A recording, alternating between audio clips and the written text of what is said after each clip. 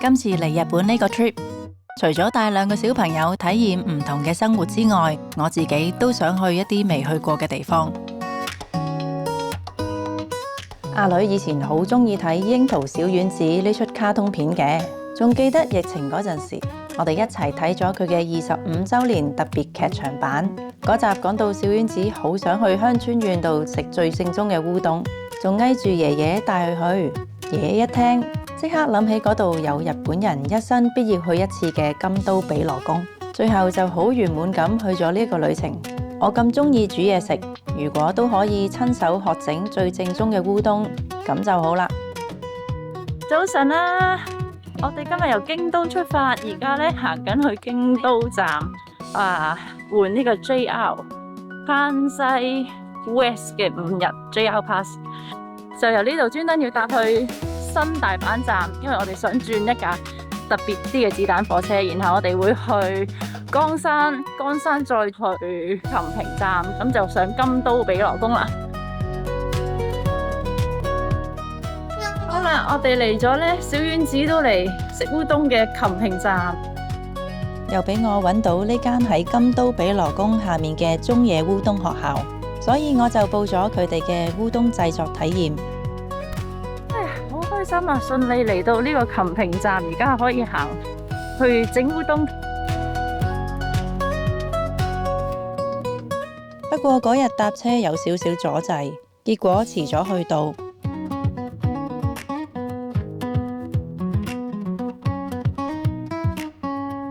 入到去嘅時候，其他人已經差唔多整完啦，但係老師非常好人，見到我哋就特登嚟我哋張台，由頭到尾再教一次，變咗好似1對3嘅私人班一樣。搞場未啊 ？OK。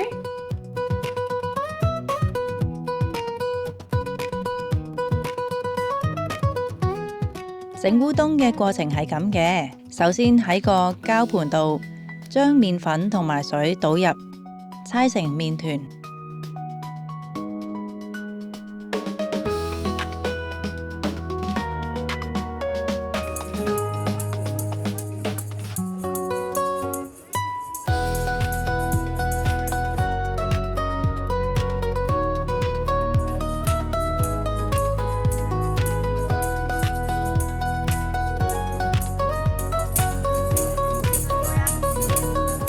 然後將呢一個麵團放入膠袋，再用腳去踩。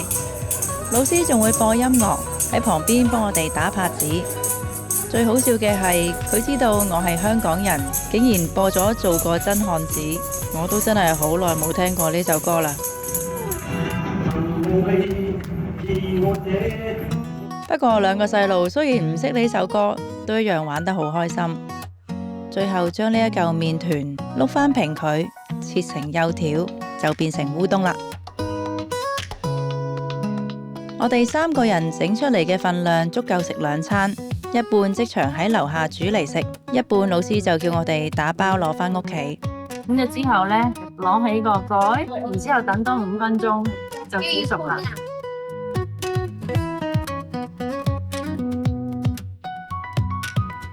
整完之後仲會頒發證書嘅，張證書上面掛住嗰條嘅木棍，原來就係我哋之前碌平呢一嚿麵團嗰個 rolling pin，可以帶返屋企，仲可以好實用咁攞返嚟用嘅，真係好有紀念價值啊！我哋頭先喺上面整完烏冬啦，又踩啦，又播呢個真漢子啊，英雄本色。當日我仲特登點咗一啲天婦羅同埋炸雞，配埋我哋嘅烏冬，真係非常滿足啊！好啦，我哋食完烏冬，而家嚟挑戰呢個金都比羅宮啦。咁條街呢，一路行呢，有嘢賣嘅。好，睇下行幾耐先。其實唔知要行幾耐先上到去㗎。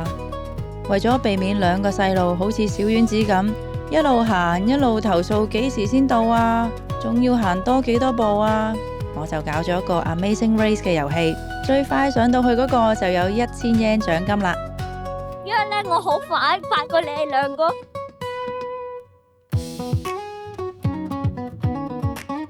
好啦，我哋而家咧到小丸子嗰個 pause 啦，我哋而家上金都比羅宮，第一個上到去有1000 yen，第二個有500 yen，第第三個有300 yen 啦，不如，no，100啦。做咩啊 OK， 500。 ？OK， 好啦喎，加油啦喎， 300。好啦，準備上啦。OK， 準備啦喎，開始行啦。計時幾點行完啦？嚟過我哋睇下 feel 而家幾點？睇下幾多點？結果唔使5秒，2個細路已經消失咗，衝咗上山。我哋喺3點33分開始。咦？咁似落雪嘅？喂，落雪啦 ，guys！ 好開心啊！而家落初雪啦。喺咁有歷史嘅地方，一邊行一邊望住初雪飄落嚟，真係非常之難忘啊！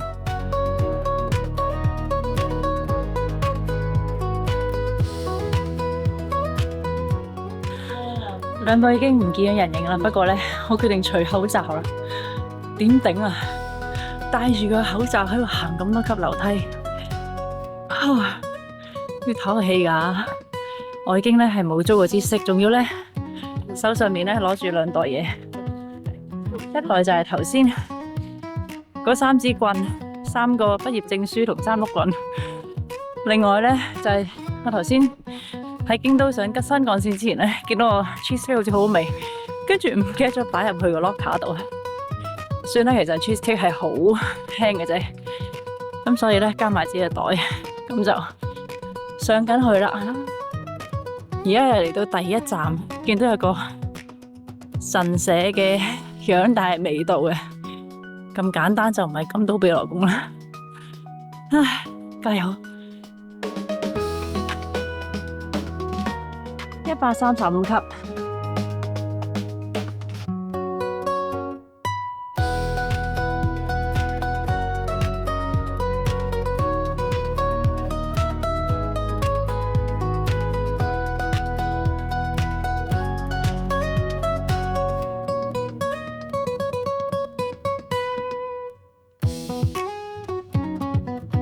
好啦，2隻嘢話佢哋已經到咗咯喎。我真係唔係好信，有冇可能啊？20幾分鐘上到，好，我繼續努力。佢哋最後只係用咗23分鐘就上到山頂。其實 Melbourne 有一個叫做 Thousand Steps 嘅地方，差唔多有1000級樓梯，所以對佢哋嚟講，金都比羅宮唔係特別難。Hello， 唉，飲啲水，邊個第一個啊？因為家先講佢上500 yen more than 1000。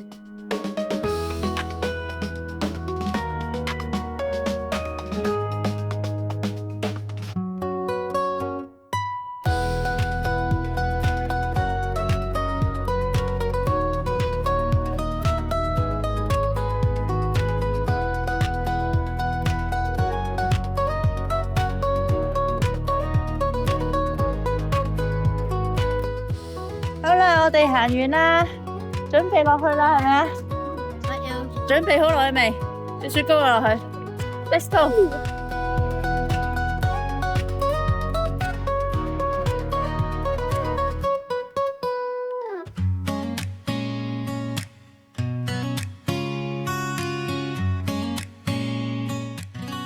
我哋順利喺呢間 Alphabet 自動嘅機度 check in 咗啦，要 scan passport 入好多嘢。 Our number is 9. Just OK， 好啦，唔該你帶路啦，你帶攞齊嘢啦嘛。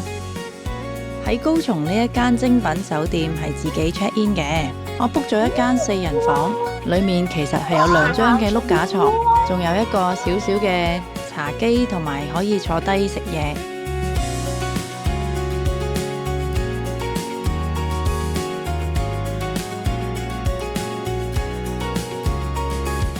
本來諗住出走2晚唔使煮飯，點知帶返屋企嗰包烏冬，啲小朋友堅持話唔好掉，咁我唯有勉為其難又煮一餐啦。好彩呢一間酒店係有一個嘅廚房嘅，個廚房度仲有個好大嘅落地玻璃，外面啲路人經過嘅時候係可以見到我喺裏面煮嘢嘅，好似睇緊餐廳廚師表演咁。我覺得咁好玩，我當然要煮返啲嘢玩下啦。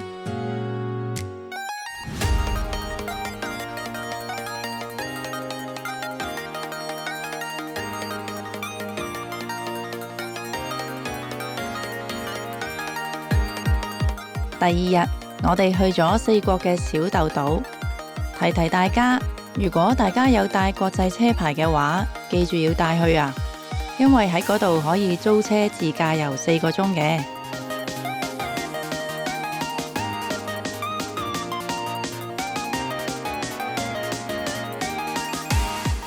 好啦，我哋嚟到呢一個嘅小豆島嘅 Olive Park 啦。咁後面呢，就係呢個 Olive Park 嘅地方，同埋一陣我哋行去呢魔女宅急便嗰個風車位啦。咁原來一出嚟呢個碼頭嗰度呢，我哋係可以租車呢，唔知4個鐘頭4300英咁上下啦。咁就唔使搭巴士啦，同埋就可以喺4個鐘頭裏面，基本上可以玩好多嘢咯。可以行下去好多啲醬油廠啊，同埋佢嗰個呢有個藝術展呢，喺唔同嘅位度呢，有好多嗰啲展覽嘅。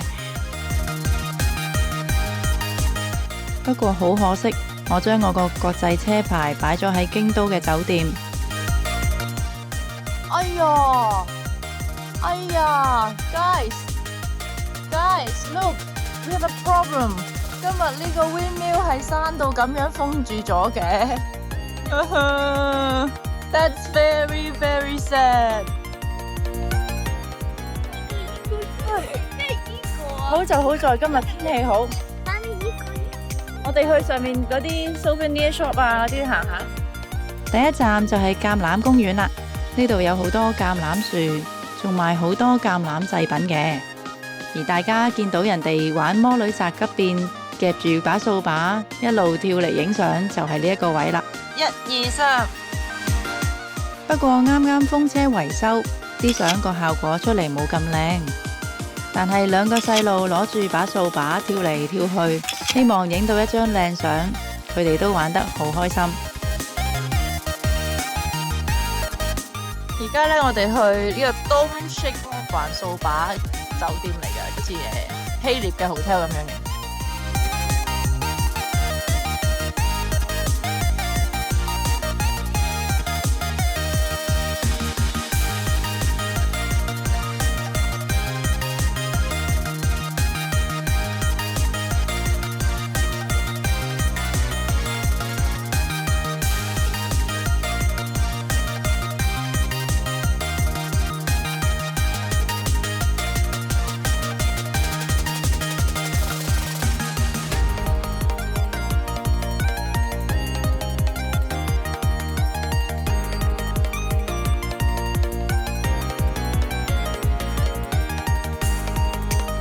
第二站就係天使之散步道啦。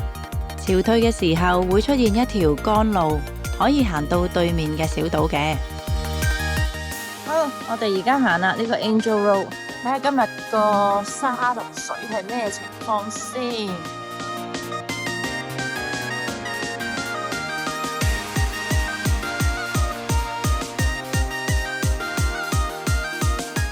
哇，好靚喎！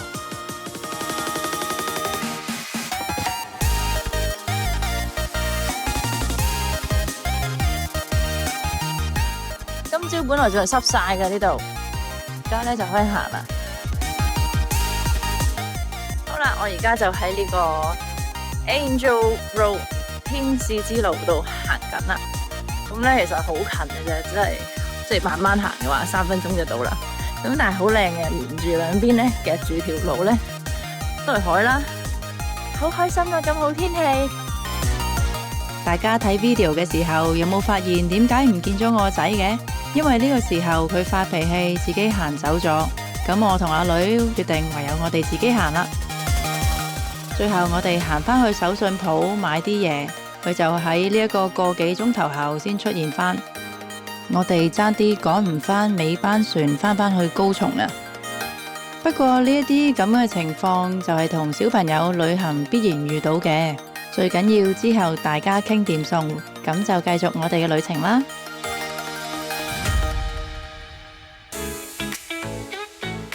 返去嘅途中，我特登經過倉敷站。倉敷本身係染布特別出名嘅，尤其是係牛仔布。可惜到埗嘅時候已經天黑啦。不過沿住河邊散步，睇下仍然開住嘅小店，都好舒服㗎。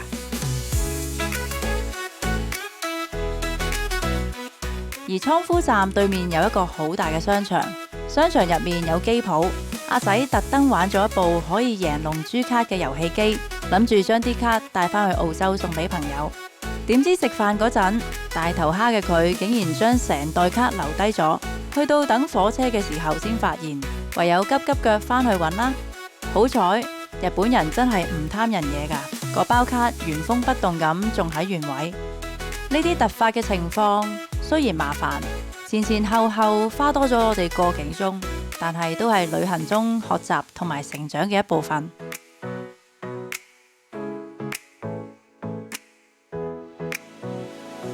第3日，我哋去咗神戶嘅香草公園。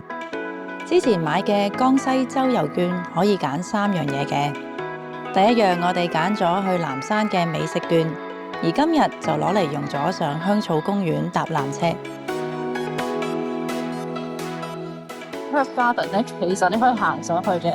咁當然係分完 1 week pass 咧，已經包咗呢個 book 位。我想話真係好抵，因為呢個 pass 咧為到21蚊澳紙，一個人有3樣嘢。但係而家咧我哋3個人坐咧，先等於21蚊澳紙，所以係平咗3倍。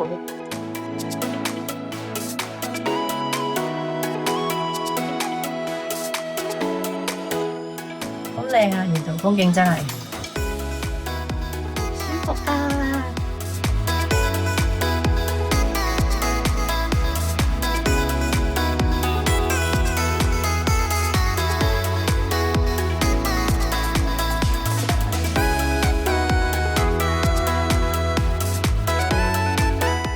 而12月嘅香草公園，成個地方都佈置到好似歐洲聖誕市集一樣，有好多呢啲小店賣歐洲嘅食物同埋精品，氣氛好夢幻。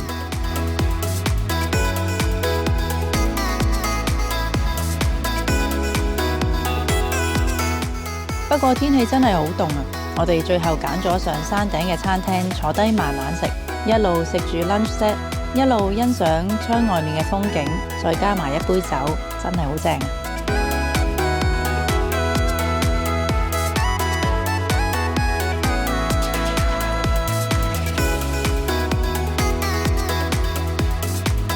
呢張江西周遊券，最後我哋就揀咗去食298燒肉做今晚嘅晚餐啦。呢一餐雖然只係普通嘅任食燒肉，就好似之前去食餃子皇醬咁，但我希望2個小朋友可以透過呢一啲嘅體驗，學識同埋感受最普通簡樸嘅生活，都可以好開心、好知足。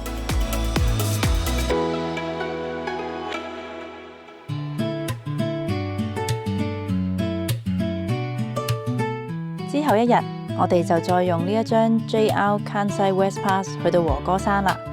之前睇 Google Map 嘅時候，竟然俾一個充滿歐洲風格嘅主題公園 Marina City 吸引到，所以決定去呢度睇下。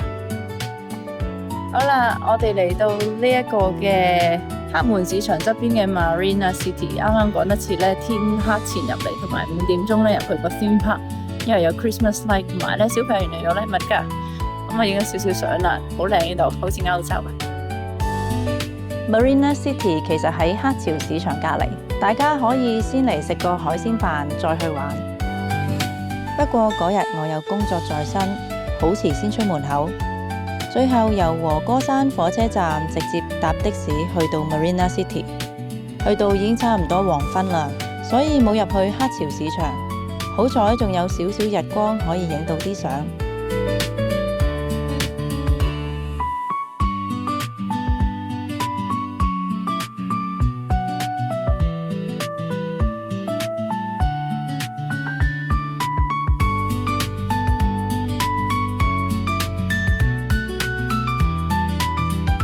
而到夜晚 ，Marina City 就變成一個聖誕主題公園，有好多聖誕燈飾同埋表演睇嘅。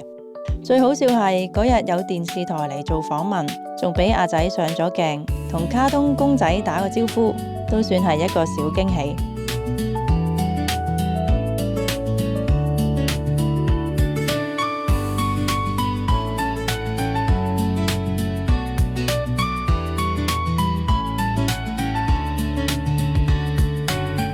離開 Marina City，我哋就去對面嘅黑潮溫泉。喺日本旅行，浸完溫泉再喺嗰度食晚飯，簡直係 perfect match。呢個黑潮溫泉有室內同埋室外，算係有好多種唔同溫度同埋礦物嘅溫泉。而阿仔已經好習慣自己一個去南湯，識得先沖涼再浸，佢都幾鍾意浸溫泉㗎，仲試過一浸就2個鐘都唔出嚟，搞到我想派人去捉佢。今次可能因為肚餓，好快就出咗嚟。之後就一齊去榻榻米度食定食，飲返杯啤酒，舒舒服服咁返去京都嘅酒店瞓覺。